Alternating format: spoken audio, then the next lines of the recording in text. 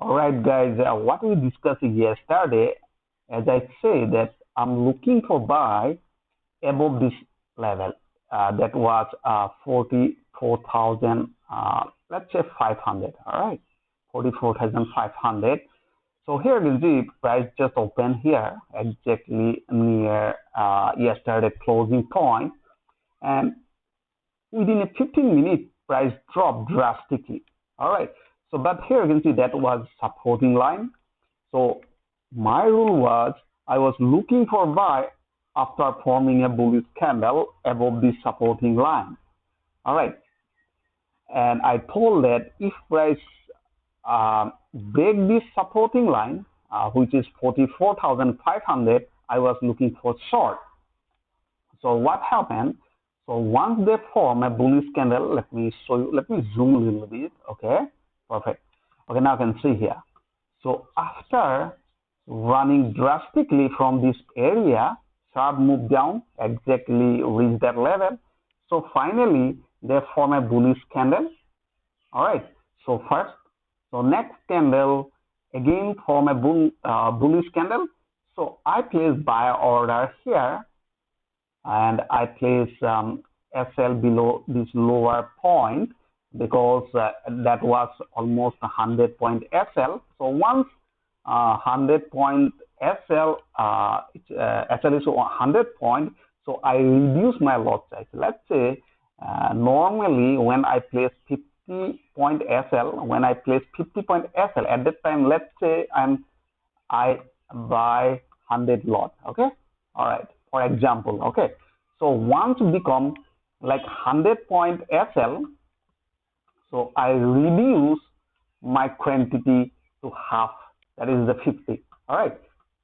So that means that is called money management and position sizing. So once they hit my SL 50 point or 100 point, my loss is fixed. All right. That is called position sizing and money management. Okay. So in that case here, you can see price goes a little bit here, sideways, sideways, sideways, and then finally this candle hit my SL. Okay, so means I first here you can see hit my SL somewhere there. So next I was looking for buy, but this candle form a big one. All right, big one. So that is why I was not interested to take any buy position. So now you can see again I was looking for buy above this bullish candle. My buy order not able to figure. Okay. So next here you can see another bullish candle. I place buy order. Price not hit my buy order. Okay. So next again they form a bullish candle.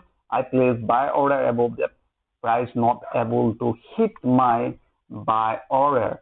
So finally what happened?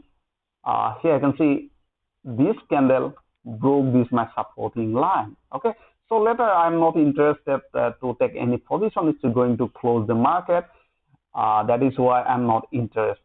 Okay, so here you can see now what is the next for the Monday. So basically you can see price broke this area. So basically I'm looking for short below this level. So in that case I will use some breakout trading strategy, which is called breakout of structure or another supply zone. So in that case, I'll draw some supply zone. So where is my supply zone? This is my supply zone. Okay. So means I'm looking for short if I get any rejection from this area. All right.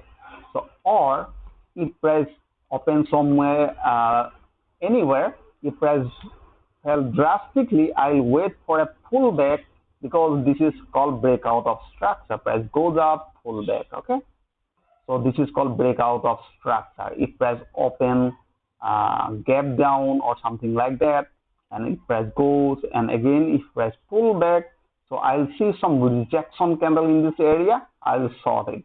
Okay, or if price goes near this supply zone, I'll short it below this area. That is my rule. Okay, so now you can see most of the people are thinking here that was sharp move down. All right, that was sharp move down.